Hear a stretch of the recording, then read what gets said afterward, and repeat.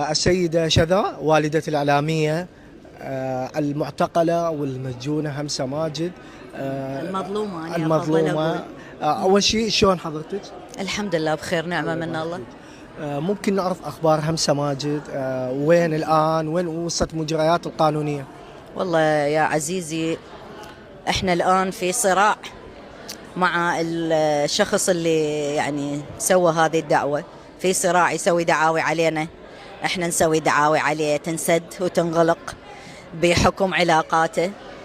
مع الأسف اكو ناس هي يعني عندها رتبة حتى وإن كانت فخرية في أجهزة أمنية تستغل للأسف وتنطي انطباع سيء للأسف. مع العلم احنا يعني الأجهزة الأمنية مالتنا والحمد لله يعني مشهود لها بالعدالة، لكن يعني أكيد ما راح يخلى كل مجال، ما يخلى من شخص